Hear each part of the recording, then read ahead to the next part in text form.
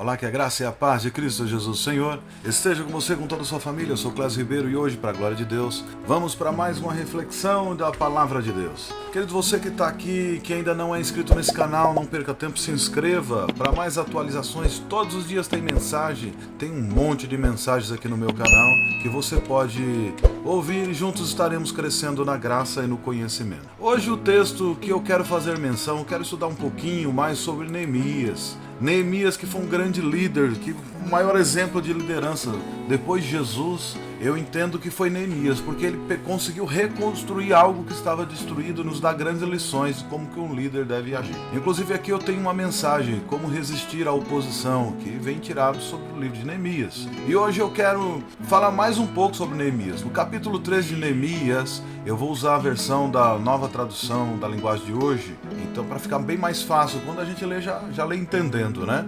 Neemias capítulo 13 diz assim: a lei de Moisés estava sendo lida em voz alta para o povo, então chegaram o trecho em que dizia que nunca seria permitido que nenhum amonita ou moabita se juntasse ao povo de Deus. Por isso porque o povo de Amon e de Moabe não havia dado comida nem água aos israelitas na sua passagem quando saíram do Egito. Em vez disso, esses dois povos haviam pago a Balaão para amaldiçoar o povo de Israel. Mas o nosso Deus virou a maldição em bênção. Quando os israelitas ouviram a leitura dessa lei, eles expulsaram os estrangeiros do meio dele. Verso 4. Antes desse acontecimento, o sacerdote Eliasibe, que era um dos encarregados do templo, da parte do depósito, havia se ligado com Tobias por laços de parentesco. Por isso havia deixado que Tobias usasse uma sala grande, onde antes eram guardadas ofertas de cereais e de incenso, os objetos usados no templo, as ofertas para os sacerdotes, e a 10ª parte dos cereais, do vinho, do azeite, dado para os levitas, para os músicos e para os guardas do templo. Porém, quando isso aconteceu, eu não estava em Jerusalém, porque no ano 32 do reinado de Artaxerxes, na Babilônia, eu havia voltado para lá a fim de dar ao rei um relatório. Mas depois de algum tempo, ele deixou que eu voltasse. Então voltei para Jerusalém e fiquei sabendo do mal que Eliasibe havia feito, deixando que Tobias usasse uma das salas do templo. Eu fiquei tão furioso. Eu joguei todos os móveis de Tobias para fora da sala. Depois dei ordem para que a sua casa fosse purificada e que os objetos do templo, as ofertas de cereais, o incenso, fossem colocados ali de novo. Eu soube também que os músicos do templo e outros levitas haviam saído de Jerusalém e voltado para suas fazendas, porque o povo não estava dando oferta suficiente para o sustento deles. Então repreendi as autoridades por deixarem que o templo ficasse abandonado. Depois eu trouxe de volta para o templo os levitas, os músicos, e os coloquei de novo nos seus postos. Aí todo o povo de Israel começou de novo a trazer os depósitos do templo, da 10ª parte dos cereais, do vinho, do leite, do azeite. Eu encarreguei de tomar conta dos depósitos os seguintes homens: sacerdotes Selemias, Zadok, o escrivão, e um levita chamado Pedaías. E como ajudante dele pus Anã, filho de Zacur e neto de Matanias. Eu sabia que podia confiar nesses homens e que eles seriam honestos na divisão dos mantimentos com seus colegas de trabalho. Oh, meu Deus, lembra de todas essas coisas que eu tenho feito pelo teu templo e pelo seu serviço. Naqueles dias eu vi que em Jerusalém havia gente que pisava uvas para fazer vinho no sábado. Carregava os seus jumentos de cereais, vinho, uva, figo e outras coisas e levavam para dentro de Jerusalém. Então dei ordem para que eles não vendessem nada no sábado. Alguns homens da cidade de Tiro, que moravam em Jerusalém, traziam seus peixes e todo tipo de mercadoria à cidade para vender ao nosso povo no sábado. Então eu repreendi as autoridades e os judeus e lhe disse: vejam só, que coisa errada vocês andam fazendo. Vocês estão profanando o dia de sábado. Foi por isso mesmo que Deus castigou os seus antepassados. Não façam mais isso, deixando que essa cidade fosse destruída. E agora vocês insistem em profanar o sábado, fazendo com que assim Deus fique ainda mais irado com Israel. Portanto, eu ordenei que os portões da cidade fossem fechados antes que começasse cada sábado, logo que fosse ficando escuro, e que não fosse aberto de novo até que o sábado terminasse. E eu coloquei alguns dos meus homens nos portões para que nenhuma carga fosse levada para dentro da cidade no sábado, uma ou duas vezes. Os negociantes que vendiam todo tipo de mercadoria passaram a noite de sexta-feira fora das muralhas da cidade. Mas eu os avisei: não adianta vocês passarem a noite toda do lado de fora das muralhas esperando pela manhã. Se vocês fizerem isso novamente, eu usarei a força. Daí em diante eles não voltaram mais no sábado. E eu mandei que os levitas se purificassem e fossem guardar os portões para termos a certeza de que o sábado seria conservado santo. Ó meu Deus, lembra-te de mim. Por isso também, e tem piedade de mim por causa do teu grande amor. Nessa época eu descobri também que muitos judeus haviam casado com mulheres de Asdod, de Amon, de Moabe. Metade dos seus filhos falavam de língua de Asdod ou outra língua e não sabia sequer falar a língua dos judeus. Eu repreendi que aqueles homens os amaldiçoassem. Bati neles e arranquei os seus cabelos. E exigi em nome de Deus que fizesse a promessa que nunca mais nem ele nem os seus filhos casariam com estrangeiras. E eu disse a eles: foram mulheres estrangeiras que fizeram o rei Salomão pecar. Ele era mais famoso do que todos os reis de outras nações. Deus o amou e pôs como rei de todo o povo de Israel. E todo o povo. E no entanto ele caiu nesse pecado. Será que nós vamos seguir o exemplo dele e desobedecer ao nosso Deus, casando com mulheres estrangeiras? Joiada era filho de Eliaside, o grande sacerdote, o sumo sacerdote. Porém, um dos seus filhos de Joiada havia casado com uma filha de Sambalate, na cidade de Bet-Horon. Por isso eu expulsei Joiada de Jerusalém. Oh meu Deus, lembre-se de como essas pessoas mancharam não somente o ofício de sacerdote, como também a aliança que fizesse com os sacerdotes e com os levitas. Eu purifiquei o povo de tudo o que era estrangeiro, fiz regulamentos para os sacerdotes e para os levitas, a fim de que cada um soubesse qual era a sua tarefa. Organizei o fornecimento da lenha e ser tudo usado nos sacrifícios, para que fossem trazidos no tempo certo. Eu fiz regulamentos a respeito das ofertas, dos primeiros cereais, das primeiras frutas, colhidos pelo povo de Israel. Lembra de tudo, ó Deus. Ó meu Deus, e me abençoe. Queridos, eu li bastante texto, porque é necessário para que a gente possa entender exatamente do que é que se trata tudo isso daí. Como já é de conhecimento de todos, que ainda não é, Neemias era apenas o copeiro do rei Artaxerxes. Não era apenas porque ele era aquele que experimentava do vinho do rei e da comida do rei para saber se ela era envenenada ou não. Então, ou seja, ele era de confiança, de extrema confiança do rei Artaxerxes. E acontece que ele, quando entrou na presença do rei, que ele conheceu sobre a situação que estava em Jerusalém, que ele sempre tomava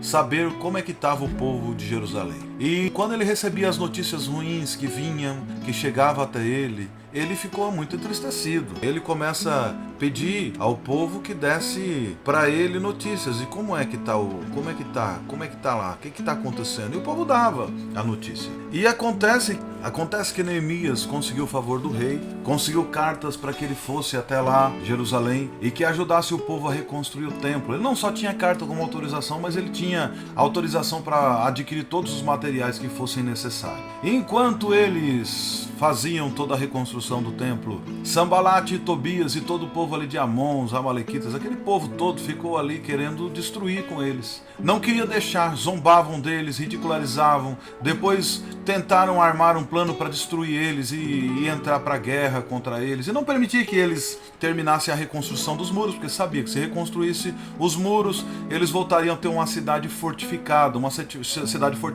eles seriam indestrutíveis novamente. E acontece que Neemias, depois de suas diversas estratégias, conseguiu reconstruir a cidade, os muros, reconstruir o templo, e tudo estava certo e fluindo normalmente. E nesse tempo ele precisa ir dar relatório de tudo que aconteceu ao rei Artaxerxes, e quando ele vai, o povo que fica começa a fazer as negociações comuns. Era muito comum nas cidades antigas que os reis, os líderes, dessem suas filhas em casamento com os povos vizinhos para formarem aliança. Ocorre que Deus já havia proibido o povo de Israel fazer aliança com Amon, com os amalequitas, com o povo de Edom, com todo esse povo aí daquela região. Eles estavam proibidos, porque quando eles precisavam de comida e de água, quando eles estavam saindo do deserto, quando eles estavam no deserto saindo do Egito, esse povo não permitiu que eles passassem pela terra, não permitiu que eles fizessem negócio ali, deixou que eles fossem pelo deserto mesmo, para que eles fossem morrer, porque não queria eles ali naquela região.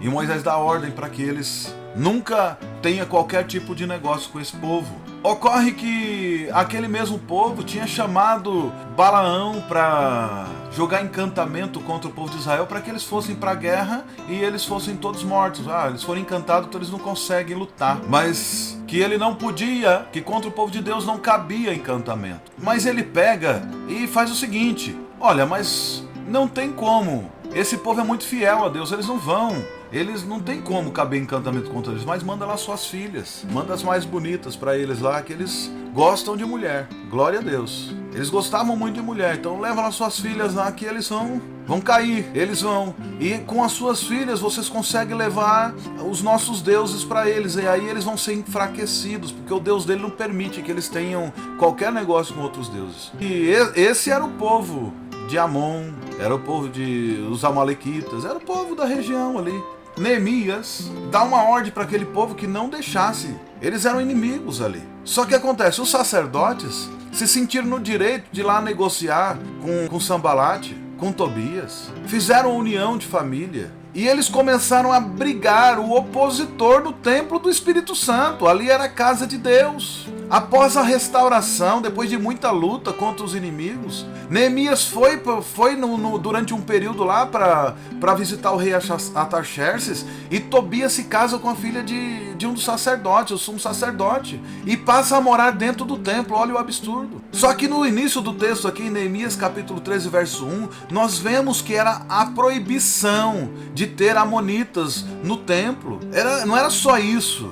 Era proibido que eles sequer andassem junto e fizessem negócio. E Tobias era um amonita. E eles foram lá e fizeram uma jogada. Eu caso com a sua filha, o meu filho casa com a sua filha casa com o meu filho.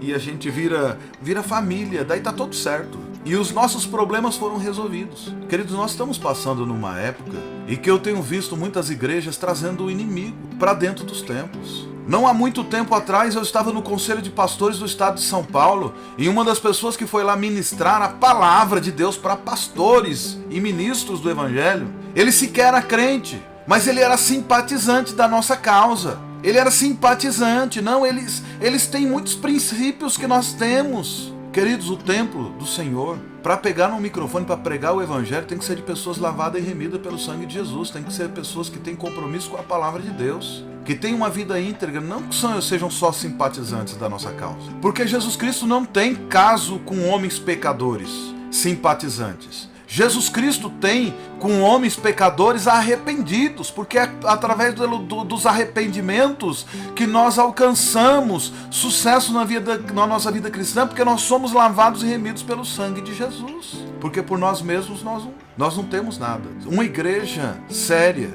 um monte de pastores sérios, aplaudindo de pé um homem que nem crente era, e que foi lá abrir a Bíblia e pregar o Evangelho, querer ensinar o Evangelho. Ensinar o quê se nem ele vive? Não basta pegar um sermão da internet ou de qualquer um dos pastores corruptos que anda no grupo deles lá, ir lá em cima e ler, estudar, porque qualquer um pode fazer isso. Mas não são as palavras que nós temos pregado que tem valor, queridos, isso é a nossa vida. Como o profeta Isaías diz, olhai para mim, sereis salvos todos os moradores da terra. Como Paulo falava, sedes meus imitadores como eu sou de Cristo. Será que esse povo aí corrupto e cheio de coisas de maracutaias pode dizer a mesma coisa? Tobias virou santo porque ele casou com a filha do sumo sacerdote? Durante toda a restauração, Tobias foi contra Neemias e foi contra o povo de Deus. Agora ele passa a morar dentro do templo. Olha que absurdo! Queridos, nós como povo de Deus, nós temos que tomar conta do templo de Deus. Nós temos que tomar conta da palavra de Deus,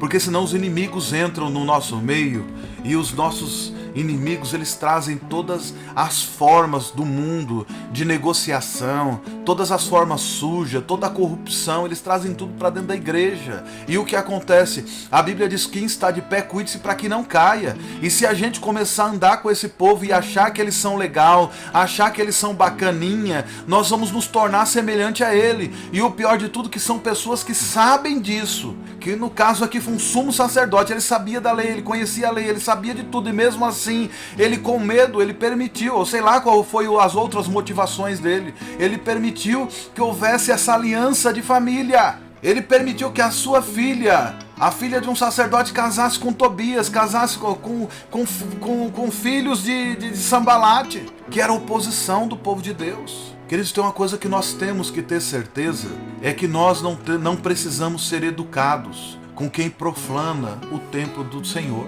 Nós não temos que ser educados, não tem que ter educação. Pecador é pecador mesmo, e nós temos que fazer como Jesus fez, que chegou para a mulher samaritana e falou: você chame teu marido. Ela falou: não tenho marido. Jesus fala: você disseste bem, porque você já teve 5, que você tem hoje não é seu. E ela fala: vejo que és profeta. Queridos, nós não fomos chamados para fazer acordo, nem para ser simpático com quem anda por aí sendo simpático à causa de Jesus. Recentemente nós tivemos um artista aí que apronta de tudo quanto é coisa que está envolvido, mas ela é amiga de uma crente. Daí ela chega e vai lá na mídia, vai dar um depoimento. Ela fala: não, eu gosto de Jesus, Jesus é um cara legal. Primeiro que Jesus é um cara legal, bacana. A fanpage dele que é uma merda. É isso que dá fazer amizade com esse povo. Vocês não sabem, amizade com o mundo é inimizade contra Deus. Isso quem diz é a Bíblia, não sou eu não. Nós não temos que ser educados com simpatizantes, nós temos que ser educados com quem é arrependidos, porque pecadores arrependidos alcançam misericórdia, porque a palavra de Deus nos diz que aquele que confessa e deixa, misericórdia alcança. E todos aqueles que me confessarem diante dos homens, eu o confessarei diante de Deus, diz o Senhor. Queridos, que negócio é esse? Que negócio é esse da igreja querer achar: olha, mas o artista tal tá falando em nome de Jesus. Mas o político tal, ele defende os mesmos ideais que a gente. Sim, ele defende o mesmo ideal que a gente, mas senta ali para fazer as negociações, e dinheiro que vai, dinheiro que vem, é corrupção ali, corrupção aqui, morre um monte de gente por causa da corrupção. Mas ele deu dízimo. Que negócio é esse, querido? Os apóstolos mesmo falavam, quando alguém vinha trazer as suas ofertas, depositar ao pé dos apóstolos, e tinha alguma coisa contra alguém, ele pegava: vai, cata a sua imundícia e leva, vai lá se consertar primeiro, depois que você se consertar, volte aqui, traga e deposite a sua oferta. Quem foi que disse que agora a gente pode santificar as ofertas de pessoas sujas? Em primeiro lugar, porque Deus não recebe ofertas, ele recebe pessoas. Deus não rejeitou a oferta de Caim, Deus rejeitou a Caim. Deus não recebeu a oferta de Abel, Deus recebeu a Abel. O salmista Davi, ele chega e ele fala perante Deus, o Salmo 51: eu não trago ofertas e nem holocausto, porque eu sei que o Senhor não se agrada disso. O que o Senhor se agrada verdadeiramente é de um coração quebrantado e contrito. Nós não temos que ser educados com simpatizantes, querido. Não existe simpatizantes da fé. Ou você é um seguidor de Jesus, ou você é um seguidor de outra coisa. E nós não temos que trazer essas pessoas para no nosso meio, nós não temos que dar microfone e dar palavra para eles, não. Quer ter palavra, vai primeiro se arrepender dos seus pecados, vai professar Jesus Cristo como Senhor, vai entrar na fila do batismo, vai sentar, vai aprender a palavra de Deus, vai conhecer a lei do Senhor, vai meditar nessa lei de dia e de noite, e depois que ele realmente tiver uma vida transformada, aí nós o colocamos de pé para ouvir o que ele tem a dizer. Eu fiz parte de uma geração que nós éramos crentes, fiéis a Deus, filhos de crentes, nós estávamos no caminho do Senhor e vimos quantas pessoas que viviam uma vida de imundície, de perdição, jogado às traças.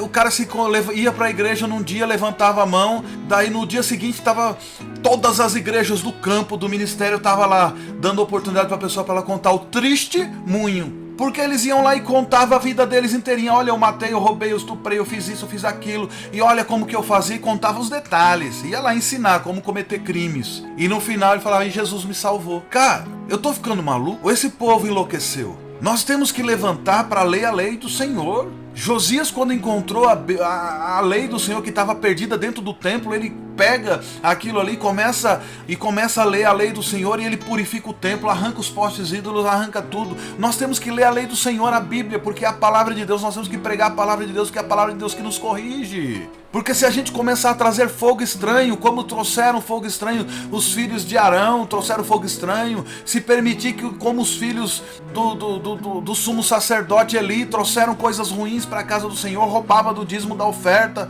roubava de tudo. E se a gente permitir que a cultura do mundo entre para a cultura do reino, nós estaremos errando o caminho. Nós não temos que ser simpatizantes dessas pessoas, não. Nós não temos nem que ser educados. chegou, é o ministro da justiça. Se ele não for crente, lavado e remido pelo sangue de Jesus, senta aí e vai ouvir a palavra de Deus, que aqui você pode ser o presidente da república e se entrar dentro da igreja, você pode ser o governador, o prefeito, o vereador, você pode ser qualquer coisa, mas dentro da igreja você vai sentar, porque nós somos embaixadores de um reino que é muito maior do que esse reino da terra. Nós somos embaixadores de um reino que é eterno. Então sente-se e vai ouvir a palavra de Deus e vai se converter dos seus maus caminhos, assim como eu tenho se convertido, assim como você tem se convertido, assim como todos nós têm se convertido, assim como nós estamos clamando para que essa geração inteira se coloque de joelho perante Deus. Queridos, nós temos que fazer como Neemias, pegar Sambalate,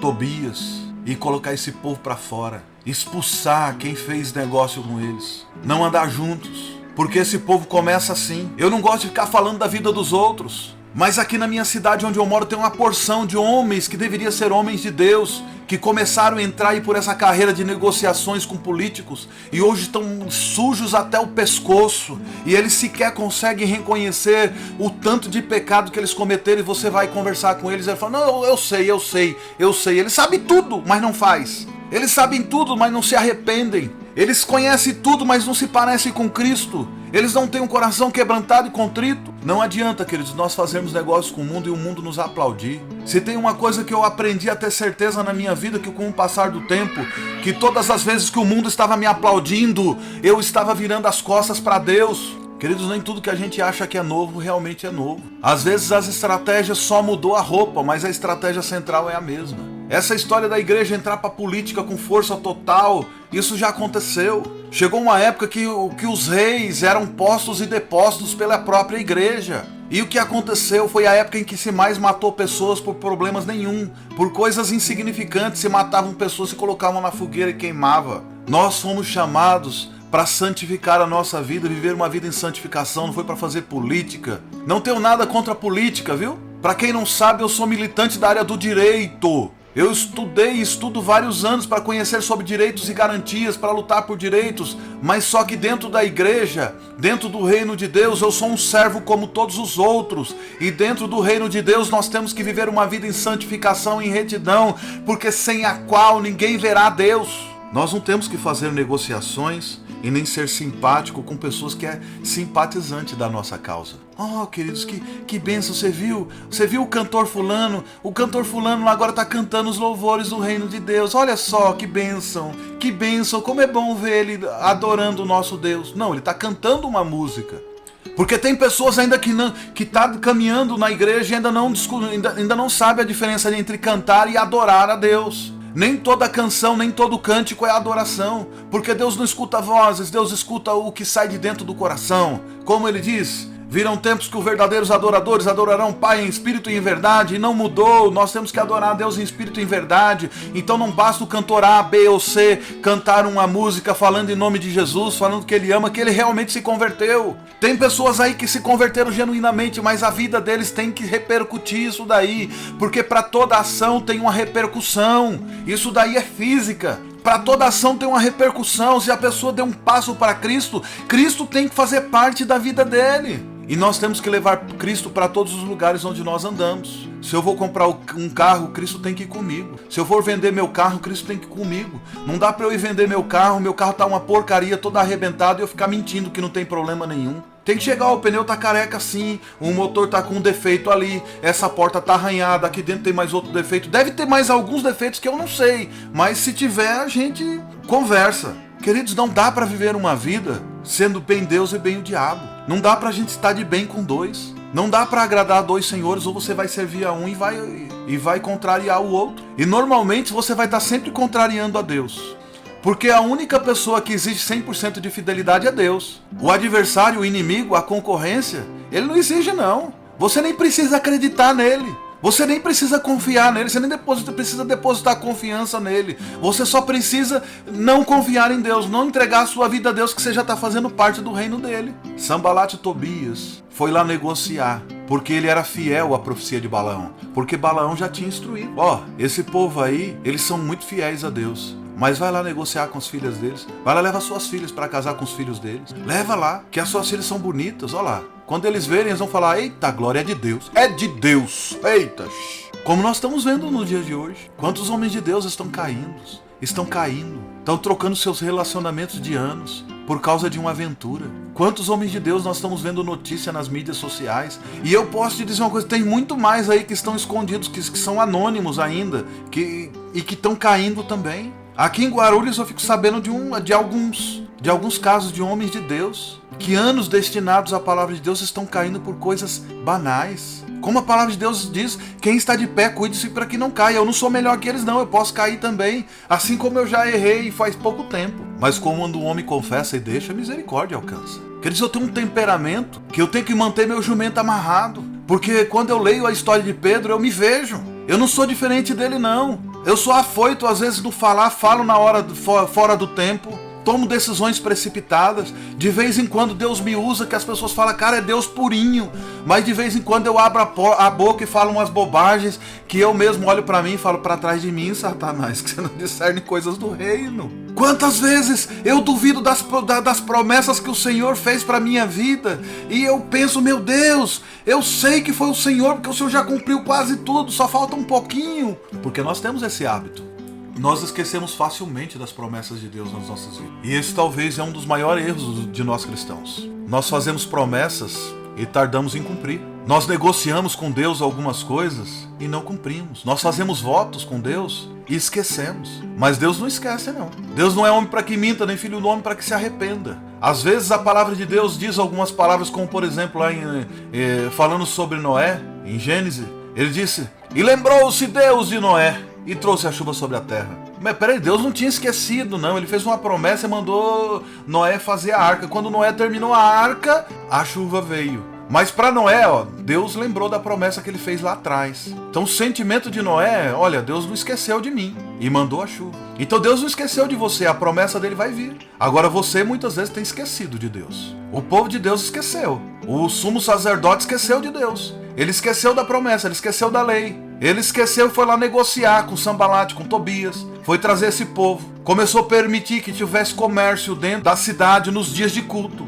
Queridos, eu já vi pessoas que começam a fazer jejum e faz um voto com Deus. Senhor, eu vou jejuar 30 dias. Daí assim, é só você começar a fazer jejum que a sua mulher em casa faz a melhor lasanha, faz aquela vaca atolada maravilhosa, faz aquela costela assada que chega vem derretendo, faz aquela coxa de frango com batata que o cheiro toma conta do quarteirão. Quando não, você não é convidado para festa nenhuma. Você passa 3, 4, 5 meses que ninguém te convida para nada. Daí você faz um propósito. Deus, eu vou jejuar até às 6 horas da tarde. Todo dia você recebe um convite para almoçar com alguém que vai pagar a conta, viu? Todo dia você recebe convite para ir numa festa. E quando você menos espera, você lembra do teu propósito com Deus quando você já está limpando a boca, passando o guardanapo na boca depois de ter comido o bolo. Ou seja, a festa inteira. E lá você quebrou seu jejum. Sabe o que acontece? Nós fazemos promessas, nós fazemos votos e nós somos humanos. Pelos nossos hábitos. Os nossos hábitos é que nos destrói. Os nossos hábitos é que nos quebra. O sumo sacerdote lá, ele era um cara que ele estava caído também, assim como todo Israel.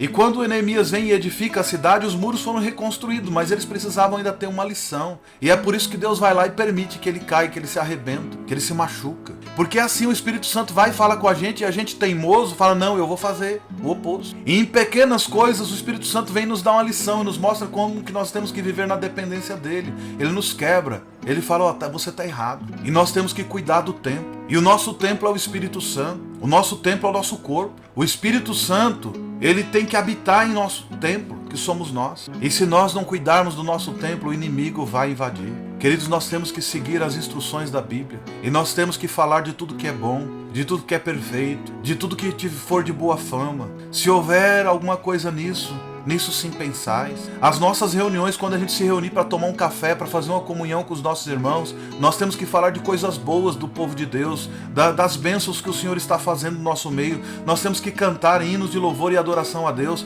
e parar de abrir a nossa boca para amaldiçoar, para falar coisas ruins. E todos nós, em dados momentos da nossa vida, nos pegamos fazendo isso. Muito menos ficar falando de problemas da igreja em nossa casa, porque os nossos filhos estão crescendo ao redor da mesa e ouvindo isso. E eu já cometi esse erro também. Fazendo isso, nós estamos permitindo que o nosso inimigo entre para dentro da nossa casa. E nós precisamos que Neemias volte e expulse Tobias e atira todos os seus pertences na rua. Nós precisamos de novos Neemias dentro da casa de Deus, que comece a colocar todos os inimigos de Deus para fora. Nós precisamos pegar essa raça aí de simpatizantes que se chegam na igreja e falam: você se arrepende ou cai fora daqui. Mas aqui dentro você não vai ficar mais fingindo que você é um dos nossos, se você não é um dos nossos.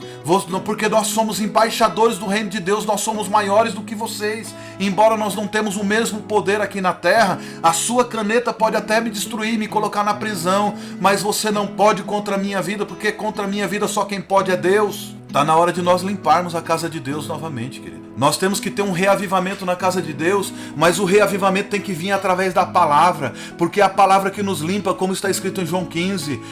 Vocês todos já estão limpos pela palavra que eu tenho pregado. Quem falou isso foi Jesus. Eu sou a videira verdadeira e meu pai é o lavrador, e toda vara que está em mim, que não dá fruto, ele corta, e a que dá fruto, ele poda, para que dê mais fruto ainda. E vocês já estão limpos pela palavra que eu tenho pregado. E a palavra de Deus é a palavra do Evangelho que nos corrige, como essa de Neemias aqui, 13, que mostra que o povo de Deus estava negociando, estava trazendo pessoas, fazendo acordos políticos com o povo do mundo. Para quê? Para que eles pudessem ter benefícios e para não correr o risco que o povo que estava lá tentasse entrar em guerra contra eles, com medo que eles fossem fracassar. E eles não estavam confiando que os muros ali era só simbólico, porque Deus estava guardando a terra deles. Eles estavam sendo protegidos pelo maior rei da região, que era Artaxerxes. E eles não estavam reconhecendo que era Deus que estava no comando de tudo. E nós? Nós estamos confiando em deputados, em senadores, em prefeitos. Estamos confiando no chefe da firma que vai dar um jeitinho se a gente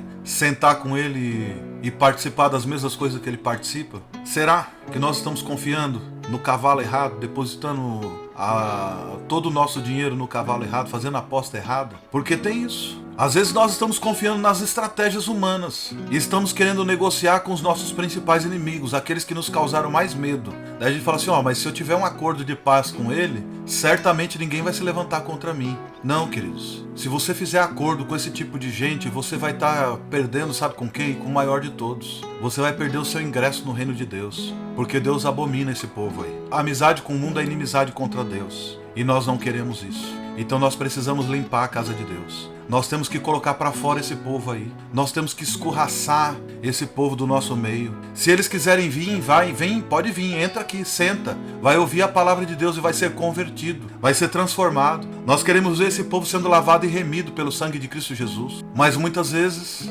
não é isso que está acontecendo. E a igreja sofre. Nós temos que parar de negociar com Sambalate, com Tobias. Nós temos que colocar todo mundo que negociou com eles para fora. Tira, pode tirar. É ministro de louvor, é o melhor ministro que tem. Tira. A igreja toda canta melhor do que uma pessoa só. É um grande pregador, ele é o melhor pregador que nós temos na nossa igreja. Tira, porque a palavra dele não vale nada, o que vale é a palavra de Deus. É o melhor diácono, é o nosso maior dizimista. Irmão, se uma pessoa só der 100 mil reais de dízimo na tua igreja, Deus levanta 1000 pessoas que dá 1000. E vai dar a mesma coisa. E ainda o louvor vai ser muito mais bonito do que uma pessoa sozinha. Creia! O reino é de Deus, não é nosso não. Nós temos que fazer como Neemias e restaurar a ordem no templo do Senhor. E você é esse templo. E Deus está querendo te restaurar. Ele quer te levantar novamente. Ele quer te reerguer. Ele quer que a glória da segunda casa seja maior do que a primeira. E você que caiu, Ele quer te reconstruir. Ele quer te reedificar. Ele quer que o mundo olhe e veja em você que ainda tem o brilho do Espírito Santo sobre você. Apesar de você ter caído. Apesar de você ter sido servido de pedra de tropeço para muita gente. Você pode se converter de verdade. Você pode ser restaurado. Você pode ser edificado. E Jesus pode confiar em você novamente, assim como ele fez com Pedro. Quando ele disse: Pedro, tu me amas, Pedro, tu me amas, Pedro, tu me amas. E Pedro respondeu: te amo, Senhor, te amo, Senhor, eu te amo, Senhor. Tu sabes que eu te amo, tu sabes tudo. E fala: Pedro, apacenta minhas ovelhas, cuida do meu povo. E Pedro nunca mais foi o mesmo. E Pedro, depois disso, até a sombra dele curava. Pedro pregou com ousadia e intrepidez e o povo se converteu. Pedro estava lá preso, amarrado na cadeia, e o anjo foi lá e tocou nele, falou: acorda aí, dorminhoco. e parte fora daqui. E Pedro inaugura as primeiras portas automáticas. Ele vai andando e as portas vão se abrindo. Por quê? Ele se converteu. De verdade. Nós podemos se converter também, igual Pedro. Nós podemos ter o toque do Senhor e sair e as portas se abrir na nossa frente em nome de Jesus. Que Deus te abençoe grandemente e que Ele te ajude a reconstruir o templo, a reconstruir os muros. E não somente isso, a expulsar todos os simpatizantes que não têm uma vida arrependida, que não foram lavados e remidos pelo sangue de Cristo Jesus. Amém.